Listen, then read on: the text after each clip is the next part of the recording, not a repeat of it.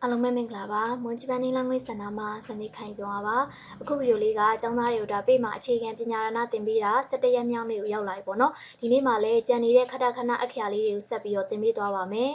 အဲ့တော့ကျောင်းသားတွေကိုပြန်ပြောရမယ်ဆိုရင်ဂျပန်ဘာသာစကားမှာဆိုရင်အခြေခံအခရာရေးနည်းက၄မျိုးရှိတယ်ရိုမာကြီးရဲ့ဟီရာဂနာရဲ့ခတခဏရဲ့ခန်းကြီးရဲ့ပေါ့နော်လောလောဆယ်တော့တက်ရှိကိုခန်းကြီးက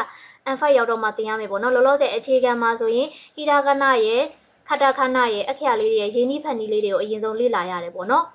အဲ့တော့ကျောင်းသားတွေတည်ပြီးသားဒါရိုမာကြီးဆိုတာကတက်ရှိကိုလက်တွေ့မှာဂျပန်စာကြောင်းတွေရေးရင်လုံးဝမသုံးပါဘူးဂျပန်စာကြောင်းတွေရေးရင်သုံးတာကဟီရာဂနာရဲ့ခတခဏရဲ့ခန်းကြီးရဲ့ပေါ့နော်ဒီဂျပန်အခရာလေးတွေကိုပဲရေးပြီးတော့သုံးတာပါအဲ့တော့ဟီရာဂနာဆိုတာကကျောင်းသားတွေတည်ပြီးသားဒါအရင်နေ့ကသင်ပေးလိုက်တယ်လေ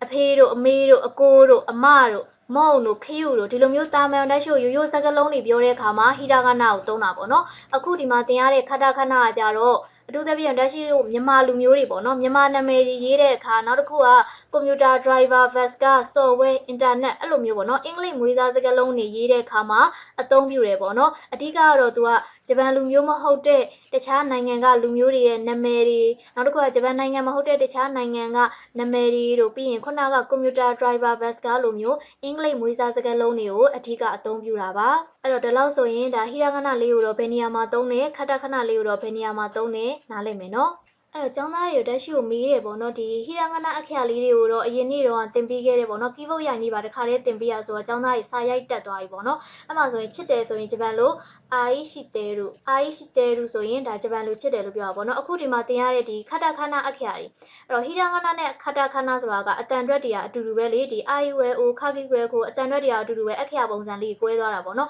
်အဲ့တော့ဒီမှာကျောင်းသားတွေကဒီကီးဘုတ်မှာအာအီဥအဲအိုဆိုပြီးတော့ဒီလိုရိုက်လိုက်တာနဲ့ဒီမှာဟီရာဂနာလိုရောခတခဏလိုရောနှစ်မျိုးစလုံးပေါ်ပါတယ်ကိုကဟီရာဂနာကိုရိုက်ချင်တယ်ဆိုရင်ဟီရာဂနာလေးကိုထိလိုက်ပါတကယ်လို့ခတခဏကိုရိုက်ချင်တယ်ဆိုရင်တော့အာအီဥအဲအိုဆိုပြီးတော့ဒီမှာခတခဏလေးဒီမှာလေးအောက်လေးမှာပေါ်လာတယ်ပေါ့နော်အဲ့တော့ဒီပေါ်လာတဲ့ခတခဏလေးကိုဒီလိုလေးရိုက်လိုက်ပါရမယ်နော်အဲ့တော့ရိုင်နီးကတော့ဒီ I U L O ဆိုရင်တက်ရှိတော့ဒီ A ဆိုရင် A လို့ရိုက်ရတယ် E ဆိုရင် I လို့ရိုက်ရတယ်ပေါ့နော် U ဆိုရင် U အဲ့တော့ကိုကဟီရာဂနာရိုက်ချင်တယ်ဆိုရင်ဟီရာဂနာလေးကိုနှိပ်ခတခဏကိုရိုက်ချင်တယ်ဆိုရင်ခတခဏလေးကိုနှိပ်လိုက်ပါအဲ့တော့ကီးဘုတ်ရိုင်နီးကဘာမှမခက်ဘူးเนาะ तू ကနှစ်မျိုးရှိရဆိုတော့ကီးဘုတ်မှာနှစ်မျိုးစလုံးလာပြီးတော့ပေါ်ပါတယ်ရမယ်เนาะနောက်ပိုင်းတက်ရှိကိုခန်းကြီးတွေတင်ရင်လေចောင်းလိုက်သိလိမ့်မယ်ဒီမှာအာအီဆိုတာကဂျပန်လိုအချစ်ဆိုတဲ့အဓိပ္ပာယ်ဒီမှာအာအီလို့ရိုက်လိုက်ပြီဆိုရင်ចောင်းသားတွေဒီမှာခတခဏလို့ရောပြီးရင်အာအီဟီရာဂနာလိုရောနောက်တစ်မျိုးအာအီဆိုပြီးတော့ခန်းကြီးလိုမျိုးရောပေါ့နော်ဒီလိုမျိုးတရုတ်စကားလုံးဒီခန်းကြီးလိုမျိုးရော၃မျိုးစလုံးပေါ်ပါတယ်ဒီဘုတ်တွေမှာရိုက်ကြည့်ပါသူ့ရဲ့ဂျပန်အခရာကိုကဒီတက်ရှိကိုစာရေးတဲ့အခါမှာ၃မျိုးစလုံးကိုအသုံးပြုတာပေါ့နော်ဟီရာဂနာရောခတခဏရောခန်းကြီးရော၃မျိုးစလုံးကိုအသုံးပြုတာဖြစ်တဲ့အတွက်ကြောင့်မလို့ကိုကစကားလုံးတစ်ခုကိုရိုက်လိုက်ပြီဆိုတာနဲ့ဟီရာဂနာလိုရောခတခဏလိုရောခန်းကြီးလိုရော၃မျိုးစလုံးပေါ်ပါတယ်နော်အဲ့တော့ဂျပန်ကီးဘုတ်ရိုက်တတ်မယ်နော်အဲ့တော့ကျောင်းသားတွေကိုဒီနေ့မီနင်းစကားလုံးလေးတစ်ခုသင်ပေးချင်ပါတယ်တိုင်လေးထောင်ပြီးတော့ဝလေးဆွဲထားတော့ဝအပေါင်းလက္ခဏာအဆောင်းလေးကိုမှခိုးသေးသေးလေးထည့်ထားတာကတထီကောက်ပုံစံလေးဆိုရင်ရှိကိုမှထီကောက်လေးရှိတယ်ပေါ့ဝတ္တရှိကျွန်တော်ကျမအဲ့တော့ရမယ်နော်ဒီစကားလုံးလေးကိုတော့ကျောင်းသားတွေအလွတ်ရလောက်ပြီလို့ထင်နေပါတော့စာစတင်ကလေးကတက်ရှိရဝတ္တရှိရဆိုအဲ့လိုမျိုးကြီးပြောပြီးတော့တင်လာတာဆိုတော့ဒါဒီစကားလုံးလေးတော့အလွတ်ရလောက်ပြီလို့ထင်နေပါတော့ဝတ္တရှိကျွန်တော်ကျမရမယ်နော်အဲ့တော့ဒီမှာလေးကျောင်းသားတွေကိုဒါဂျပန်စာကျောင်းတွေရေးတဲ့အခါမှာဟီရာဂနာရောခဏခဏရောခန်းကြီးရော၃မျိုးစလုံးသုံးတယ်ပေါ့နော်အဲ့တော့၃မျိုးစလုံးသုံးပြီးတော့ဘယ်လိုမျိုးရေးရတာလဲဆိုတာတက်ရှိနမူနာစာကျောင်းလေးနဲ့ပြောပြပါမယ်ဒီမှာဥပမာကျမဤနာမည်သည်ခိုင်စဉ်ဖြစ်သည်အဲ့လိုမျိုးကျမဤနာမည်ဒီခိုင်စဉ်ဖြစ်သည်ဆိုရဲစာကြောင်းကိုဂျပန်လိုမျိုးပြန်ပြီးတော့ရေးကြည့်ပါမယ်ကျမဆိုတာခုနကျောင်းသားတွေကိုဒါဟီရာဂနာအခရာလေးနဲ့သင်ပေးလိုက်တယ်ဝရဲ့တရဲ့ရှိရဲ့ဝတ္တရှိကျွန်တော်ကျမဒါပေမဲ့တကယ်ကျောင်းသားတွေဂျပန်စာကျောင်းတွေရေးရင်တော့အဲ့ဒီဝတ္တရှိဆိုတဲ့စကားလုံးကိုဟီရာဂနာနဲ့မရေးပါဘူးเนาะခန်းကြီးနဲ့ပဲရေးပါတယ်ခန်းကြီးနဲ့ပဲရေးပါတယ်။ဘာကြောင့်ဟီရာဂနာလိုမျိုးမရေးရတာလဲဆိုတော့လက်ရှိတဖြည်းဖြည်းနဲ့ level မြင့်လာတဲ့အခါမှာဒီခန်းကြီးကိုမသုံးဘဲနဲ့ဟီရာဂနာကိုပဲသုံးနေမယ်ဆိုရင်သူကတူတဲ့စကားလုံးတွေအများများပါတယ်။အများများတဲ့အတွက်ကြောင့်မလို့ဟီရာဂနာလိုမျိုးမသုံးတော့ဘူး။ဟီရာဂနာစကားလုံးတွေအစားခန်းကြီးကိုပြောင်းပြီးတော့သုံးတာပေါ့နော်။အဲ့တော့ခန်းကြီးကိုပဲပြောင်းပြီးတော့သုံးတာဖြစ်တဲ့အတွက်ကြောင့်မလို့ခန်းကြီးကအရန်ကိုအရေးပါပါတယ်ဂျပန်ဘာသာစကားမှာဒီခန်းကြီးမရဘူးဆိုရင်စာမတက်ဘူးလို့ပြောရလောက်တဲ့အထိကိုအရန်အရေးပါတယ်ပေါ့နော်အများဆုံးအသုံးပြုတာခန်းကြီးကိုပဲအသုံးပြုမှာပါကျောင်းသားတွေကဒါအခြေခံ level မှာဆိုရင်တော့တက်ရှိတော့ဒါရိုမာကြီးရဲ့ဟီရာဂနာရဲ့ခတခဏရဲ့ဒီအခရာလေးတွေရဲ့ရေးနီးဖန်နီလေးတွေအရင်သင်ရတာပေါ့နော်ဒီ N5 ရောက်တော့မှ ဒီရင်းနှီးဖန်နီးကိုအရင်ရပြီဆိုမှအခြေခံရပြီဆိုမှခန်းကြီးကိုစပြီးတော့သင်ရမယ်ပေါ့နော်အဲ့တော့ပြောချင်တာကဂျပန်ဘာသာစကားမှာအဓိကအသုံးပြုတာခန်းကြီးပါခန်းကြီးမရဘူးဆိုရင်စာမတက်ဘူးလို့ပြောရလောက်တဲ့အထိကိုအရန်အရေးပါတယ်လို့အသုံးလဲများတယ်ပေါ့နော်အဲ့တော့ဒီမှာကျောင်းသားတွေကဒီဟီရာဂနာအခရာကိုဘယ်နေရာမှာသုံးလဲဆိုတော့ဒါရှုဒီနောက်ပိုင်းမှာပေါ့နော်ဂျပန်စာကျောင်းတွေရေးတဲ့အခါမှာတရာပိုင်းလောက်မှာပဲသုံးတာတွေ့ရတယ်ပေါ့နော်တရားပိုင်းလောက်မှာပဲသုံးတာတွေ့ရပါတယ်ဥပမာဒီမှာကျမ၏နာမည်ဒီခိုင်စင်ဖြစ်သည်ဆိုရင်ဒီဤတို့ဒီတို့ဖြစ်သည်ဆိုတဲ့ဒီတရားပိုင်းလောက်မှာပဲဟီရာဂနာအခရာလေးတွေကိုသုံးတာတွေ့ရတယ်ပေါ့နော်ဒီမှာနာမည်ဆိုတဲ့စကားလုံးဆိုရင်လည်းចောင်းသားတွေဒါဟီရာဂနာအခရာနဲ့ရေးလို့ရပါတယ်သို့ပေမဲ့လည်းဟီရာဂနာနဲ့မရေးပါဘူးသူ့ရဲ့ဒီ level မြင့်နဲ့ပေါ့နော်ဒါရှုခန်းကြီးနဲ့ပဲရေးရတယ်ပေါ့နော်အဲ့တော့ဟီရာဂနာကိုဘယ်နေရာမှာသုံးလဲဆိုတော့ဒီဤတို့ဒီတို့ဖြစ်သည်တို့ဒီတရားပိုင်းလောက်မှာပဲသုံးတာတွေ့ရတယ်ပေါ့နော်အဲ့တော့ចောင်းသားတွေကိုလေရှေ့ဗီဒီယိုဖိုင်မှာတော့သင်ပေးခဲ့တဲ့အဖေတို့အမေတို့အကိုတို့အမတို့ပြီးရင်မုံတို့ဒီစကားလုံးတွေကလေចောင်းသားတွေဒါအခြေခံမှာမို့လို့ဟီရာဂနာအခရာလေးကိုသုံးပြီးတော့သင်ရတာပေါ့နော်ကိုကဒီ N5 N4 တွေရောက်လာပြီး N3 တွေရောက်လာပြီးဆိုရင်အဲ့ဒီအဖေတို့အမေတို့အကိုတို့အမတို့ခန်းကြီးလိုမျိုးပြန်ပြောင်းပြီးတော့သင်ရလိမ့်မယ်ပေါ့နော်လောလောဆယ်အခြေခံလေးမှာတော့ဟီရာဂနာလေးနဲ့အရင်ဆုံးလေ့လာရတာပေါ့နော်အဲ့တော့နောက်တစ်ခုကဒီခတ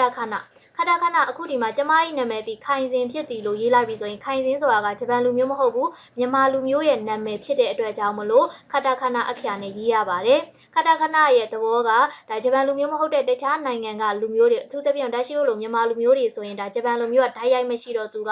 ခတခဏအခရာနဲ့ရေးရတာပေါ့နော်အဲ့တော့ဟီရာဂနာရဲ့ခတခဏရဲ့ခန်းကြီးရဲ့အခရာ၃မျိုးကိုဂျပန်စာကြောင်းတွေရေးတဲ့အခါမှာဘလို့အသုံးပြုတယ်ဆိုတာနားလည်မယ်နော်အဲ့တော့အရင်နေ့ကကျောင်းသားတွေကိုဒါဟာဟီဖူဟဲဟိုဒီအလုံး30ပေါ့နော်စုစုပေါင်းအလုံး30သင်ပေးပြီးသွားပြီဆိုတော့ဒီနေ့ကမမီမှုမဲမိုကနေပြီးတော့ဝအိုအွန်တီပေါ့နော်ဒီကြံနေတဲ့16လုံးကိုသင်ပေးပါမယ်အဲ့တော့ဒီနေ့အခရာလေးတွေကိုမတင်ခင်မှာကျောင်းသားတွေကိုဘဝတုဒ္ဒအနေနဲ့ဂျပန်ရဲ့ယာတိဥတု၄မျိုးလေးအကြောင်းကိုပြောပြပေးခြင်းနေပေါ့နော်ယာတိဥတုကိုဂျပန်လိုခိဆက်စစ်ယာတိဥတုလို့ခေါ်ပါတယ်အဲ့တော့ဂျပန်နိုင်ငံမှာဆိုရင်ယာတိဥတုက၄မျိုးရှိရပေါ့နော်ဒါရှိလို့မြန်မာနိုင်ငံမှာဆိုရင်တော့ယာတိဥတုကຫນွေမိုးဆောင်းဆိုပြီးတော့၃မျိုးပဲရှိရပေါ့နော်ဂျပန်ရဲ့ယာတိဥတုက၄မျိုးပါຫນွေဦးຫນွေဆောင်းဦးဆောင်းဆိုပြီးတော့၄မျိုးရှိတာပေါ့နော်ဟာရုဆိုရင်ຫນွေဦးယာတိနတ်ဆိုရင်ຫນွေရာသီလို့ခေါ်ပါတယ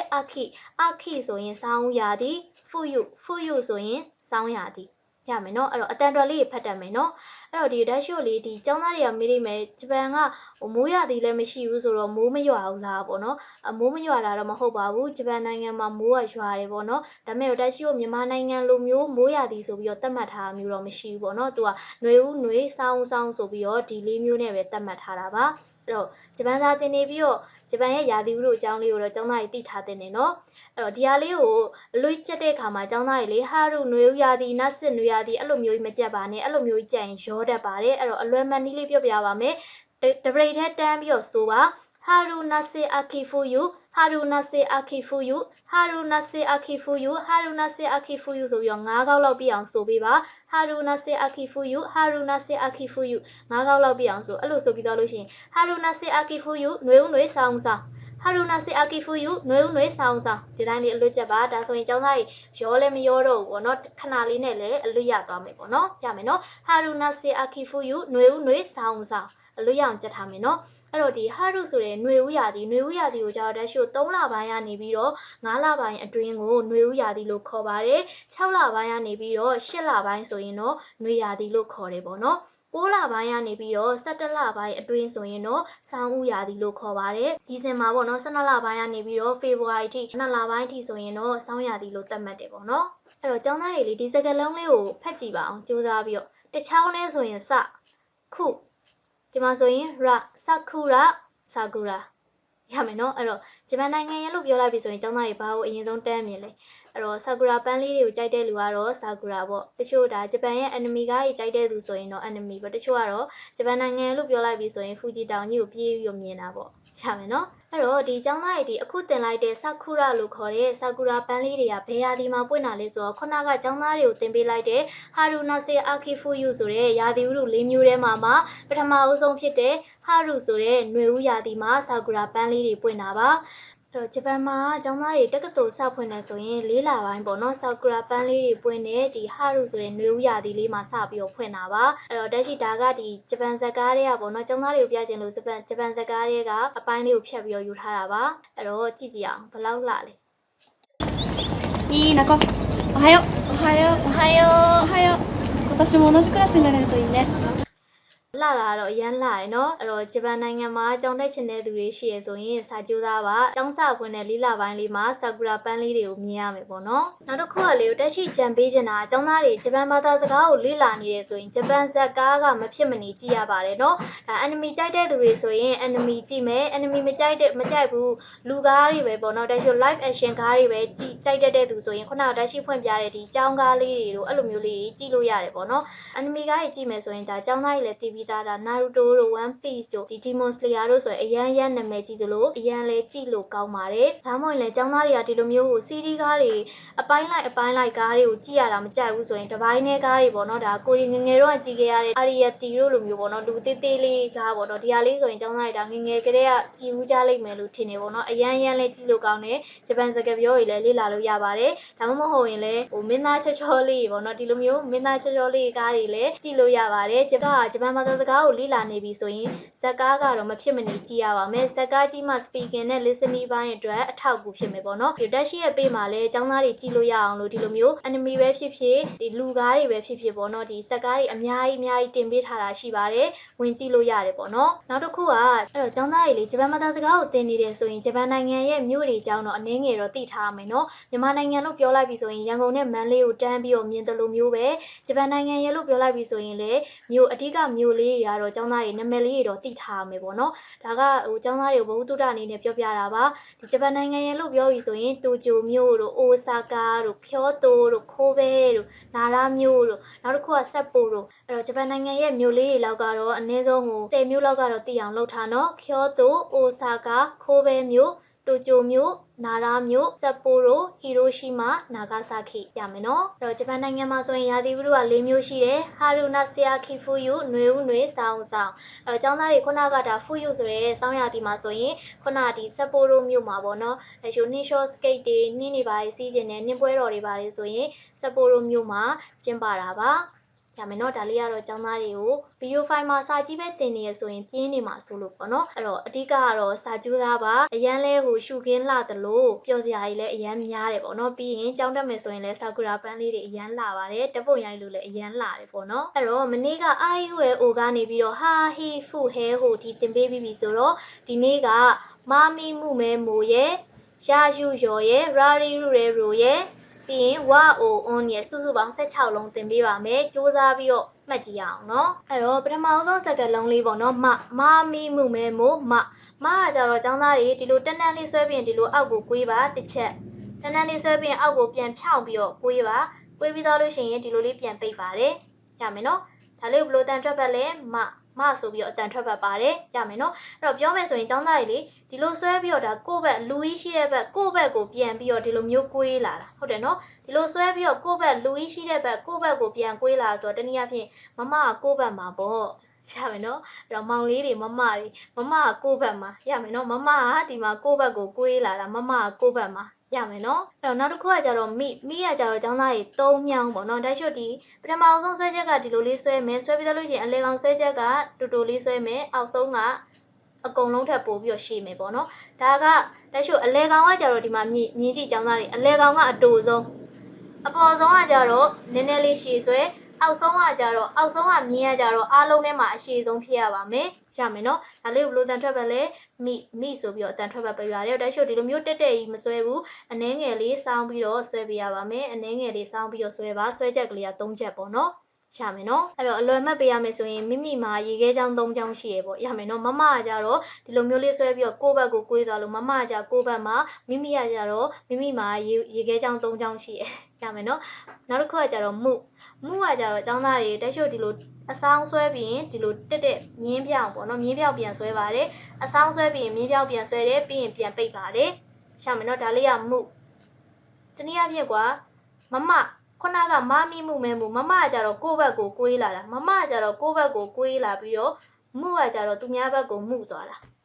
ရမယ်နော်အဲ့တော့နှစ်ခုကပြောင်းပြန်နော်မမကကြတော့မြင်းပြောင်လေးလုပ်ပြီးတော့ကိုယ့်ဘက်ကိုလာတာမမကကိုယ့်ဘက်မှာပေါ့ပြီးရင်သူများဘက်ကိုမှုသွားတာမှုကကြတော့သူများဘက်ကိုမှုသွားတာမှုကကြတော့သူများဘက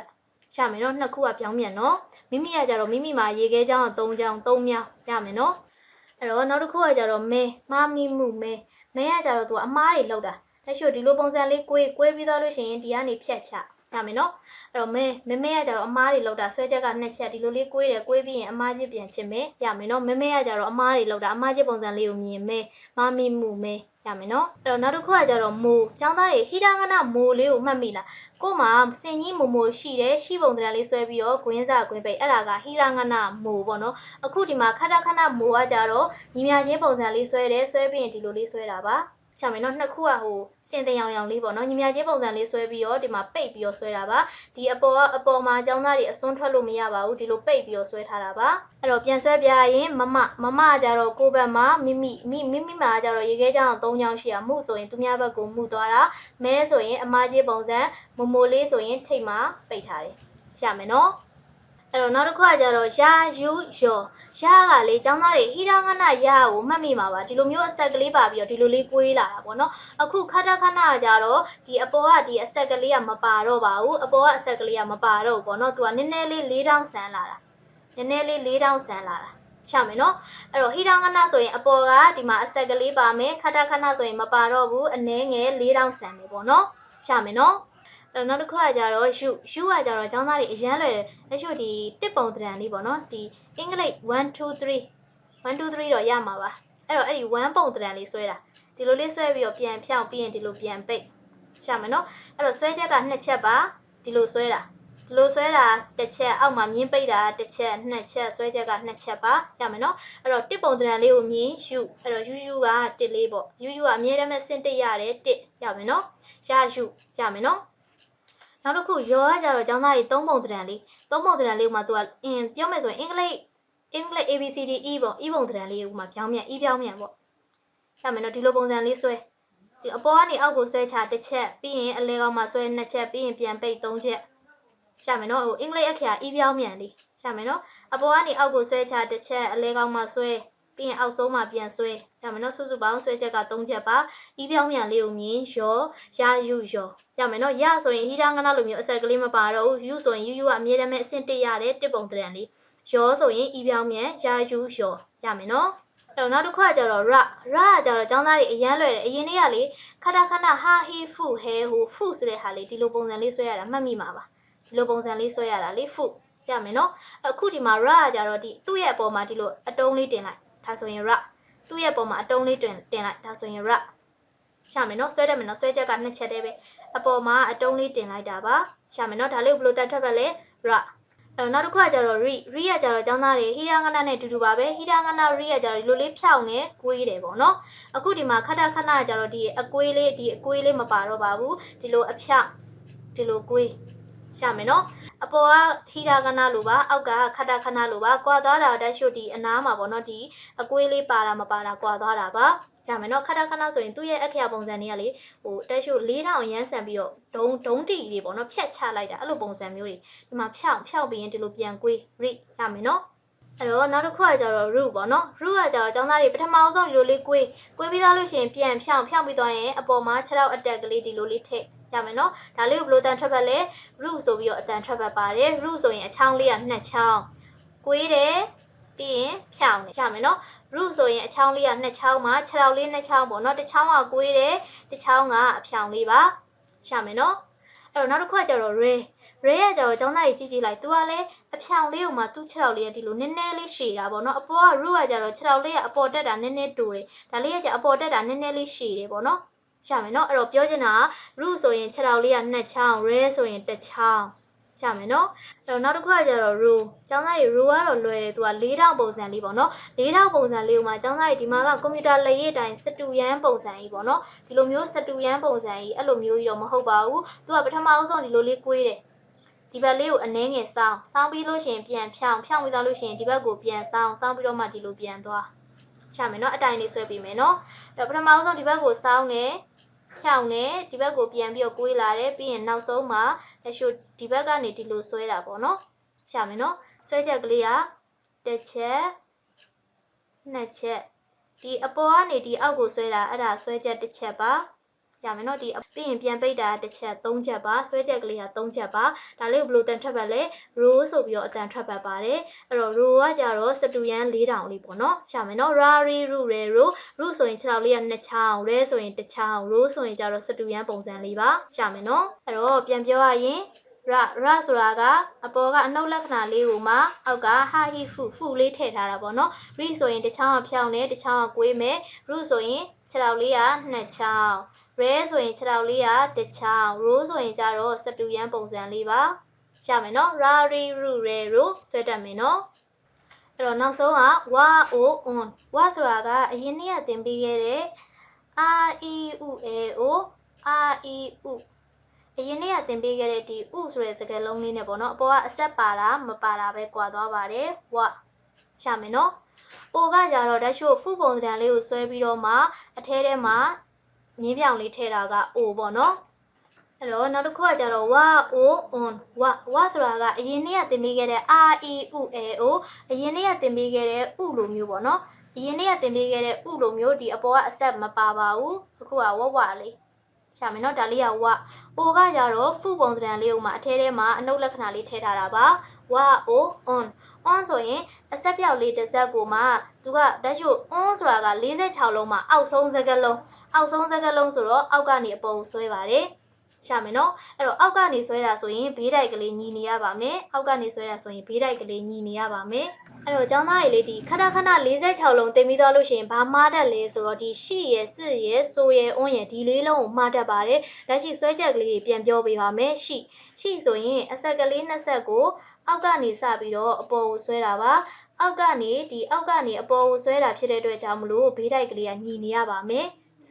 စစ်ကကြတော့အဆက်ကလေး2ဆက်ကိုမှအပေါ်ကနေဆွဲတာပါအပေါ်ကနေအောက်ကိုဆွဲချတာဖြစ်တဲ့အတွက်ကြောင့်မလို့အပေါ်ပိုင်းလေးကညီနေရပါမယ်ရမယ်နော်အဲ့ဒီမှာဆိုရင်ကျောင်းသားကြီးကြည့်လိုက်ရှိဆိုရင်ဒီမှာဘေးတိုက်ကညီနေတာ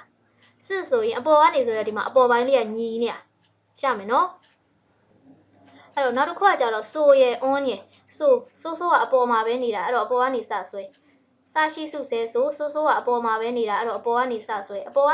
တော့အပေါ်ပိုင်းလေးကညီနေရမယ် on ဆိုတာကကျောင်းသားကြီး46လုံးမှာ wa o on အောက်ဆုံးမှာရှိတာဖြစ်တဲ့အတွက်ကြောင့်မလို့အဆက်ကလေးတစ်စက်ကိုအောက်ကနေဆွဲပါတယ်အောက်ကနေဆွဲတာဖြစ်တဲ့အတွက်ကြောင့်ဘေးတိုင်ညီရပါမယ်ရမယ်နော်အဲ့တော့စာရှိစုဆဲဆိုကကြတော့အပေါ်တက်မှာအဆက်ကလေးတစ်စက်ကိုမှအပေါ်တက်မှာနေတာဆိုတော့အပေါ်ကနေအောက်ကိုဆွဲမှာရမယ်နော် on ကကြတော့46လုံးမှာအောက်ဆုံးမှာရှိတဲ့စကားလုံးဖြစ်တဲ့အတွက်ကြောင့်မလို့အောက်ကနေအပေါ်ကိုဆွဲကအပေါ်မှာနေအပေါ်ကနေအောက်ကိုဆွဲ on ကအောက်ဆုံးမှာရှိလို့အောက်ကနေပြီးတော့အပေါ်ကိုဆွဲရမယ်နော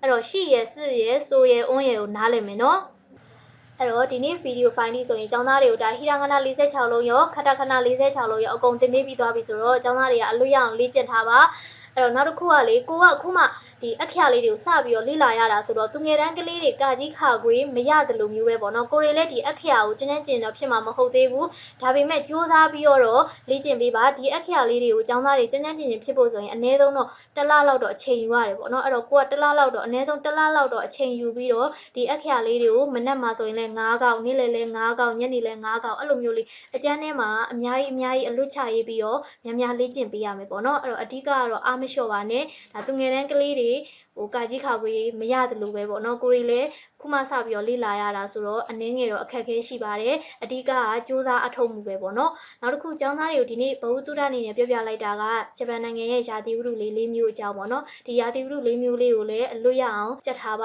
ါနောက်တစ်ခုကဂျပန်ဘာသာစကားလေ့လာနေတဲ့သူတွေဖြစ်တဲ့အတွက်ကြောင့်မလို့ဂျပန်ဇာတ်ကားတွေကမဖြစ်မနေကြည့်ရပါတယ်နော်အဲ့တော့ကျောင်းသားတွေလေးဒီအခုနောက်ပိုင်းမှာဆိုရင်လူငယ်တွေကြားမှာရေပန်းစားရတယ်ဗါတဲ့လိုက်ပွဲတို့အရန်တို့ play boy တို့ play care တို့ပြီးရင်ကိုကြီးဆိုရင်ကွီးတို့ဒါတွေကလေလူငယ်တွေကြားမှာခက်အလိုက်ရေပန်းစားတဲ့စကားလုံးတွေအဲ့လိုစကားလုံးတွေဆိုတာစာရီထဲမှာမပါပါဘူးဇာတ်ကားတွေထဲမှာပဲပါတာဖြစ်တဲ့အတွက်ကြောင့်မလို့ကျောင်းသားတွေက speaking နဲ့ listening ဘိုင်းအတွက်ဇာတ်ကားတွေကြည့်ပေးရမယ်ပေါ့နော်လက်ရှိဒီကျေးဇူးတင်ပါတယ်ဆိုရင်ဂျပန်လိုဆိုရင်အာရီဂါတိုကိုဇိုင်းမတ်ဆိုပြီးတော့ဒီတိုင်းပြောတယ်ပေါ့နော်ဒါပေမဲ့လူငယ်တွေကြားမှာဆိုရင်တော့အဲ့လိုမျိုးမပြောပါဘူး thank you ဆိုအဲ့လိုမျိုးပေါ့နော်ဒီလူငယ်တွေကြားမှာအသုံးနှုန်းလေးတွေဆိုတာရှိပါတယ်ရေပန်းစားတဲ့အသုံးနှုန်းလေးတွေဆိုတာရှိပါတယ်အဲ့လိုစကားလုံးလေးတွေသိဖို့အတွက်ဆိုရင်ကျောင်းသားတွေဂျပန်စကားတွေများများကြည့်ပေးရပါမယ်နော် အဲ့တော့ကျောင်းသားတွေကိုဒီနေ့သင်ပေးလိုက်တာကတော့ဒီလောက်ပါပဲနောက်နေ့ဗီဒီယိုဖိုင်လေးမှာဒီနေ့ကအခရာရေးနည်းလေးတွေပြီးသွားပြီဆိုတော့နောက်နေ့ဗီဒီယိုဖိုင်လေးမှာအခရာဖန်နည်းလေးတွေရဲ့ပြီးရင်ခဏခဏနဲ့ပတ်သက်တဲ့ဝေါ်ဟာရစကားလုံးလေးတွေကိုဆက်ပြီးတော့သင်ပေးပါမယ်အားလုံးကျေးဇူးအများကြီးတင်ပါတယ်